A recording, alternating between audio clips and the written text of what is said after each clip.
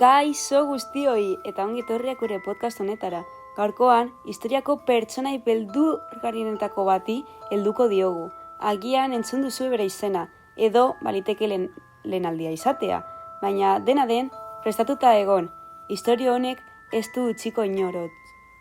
Gaur, Elizabeth Bathory. Prest zaudete? Inork ez baduzu entzun, nork zen Elizabeth Bathory? 17. mendearen amaieran eta 18. mendearen hasieran gaude, Hungariako eta Eslovaliako lurraldetan. Garaiko nobleziaren goi mailako zen Bathory familia, boteretsua, aberatsa eta beldurra ere sortzen zuena. Eta familia horretan jaio zen Elizabeth Bathory, 1503 urtean.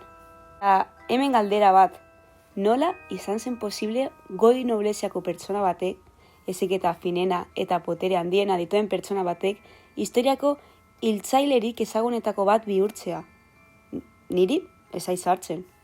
Elizabethen haurtzaroa luzuz betetakoa ingurua zan, musika, hizkuntzak, politikoa, baina baita poterea, presioa eta nobleziaren oaren itzala ere.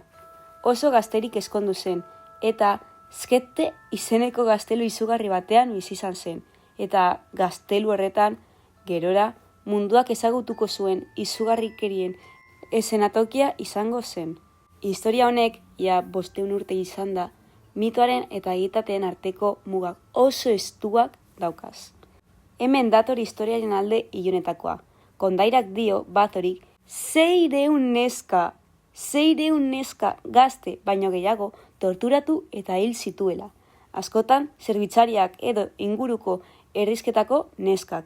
Esaten da odolean bainatzen zela, beti gaztetasuna lortzeko. Hau da, odola magikoa izaten balitz. Baina entzulek, hau odolean bainatzea egia iruditzen zaizue. Niri apur bat largitzen deuzta egia esan da. Historialariek ez dute baieztaten odol bainoen kontua. Baliteke gehiagizko historio gotikoa izatea. Urtetan gehiagikiriaz puztutakoa. Baina hala ere, hilketak eta torturak benetakoak zirela badirudi. Testigantza ugari daude, zerbitzarien, noblen eta ingurukoenak.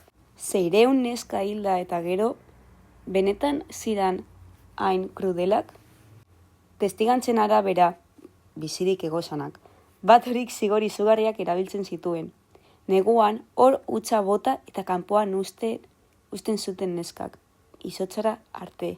Orraziarekin lurrazala urratzen zuen, zauriak gatzarekin edo zuarekin ukitzen zuten, eta batzuetan biktimak heriotzara eramatea poliki.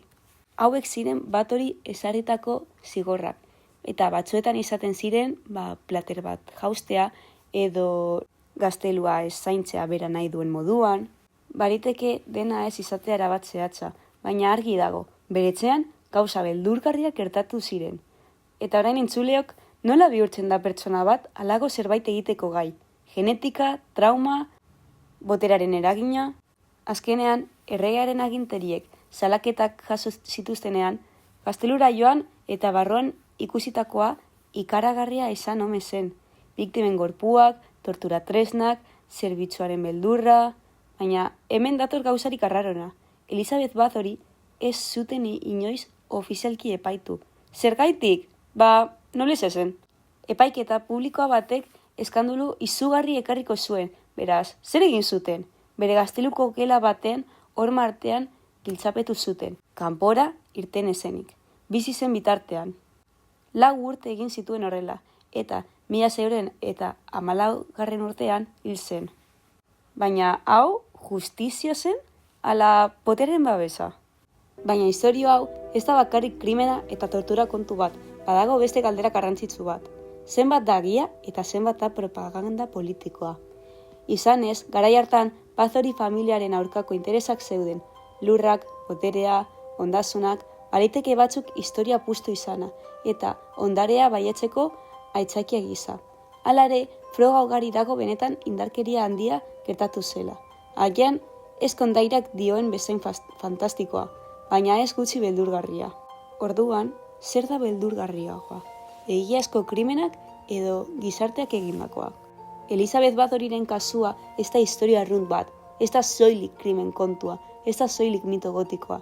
Gizarteak isildik mantendu zuen poteraren aurrean, indarkeria eta beldurra eskutatu ziren norma lodien atzean, eta mendeak pasatu arren kaldera batzuk oraindik airean daude. Eta orain, bai, entzuleok, zuei, bat hori monstro bat izan zen, edo bere baraiko potere biktima eta egile aldi berean.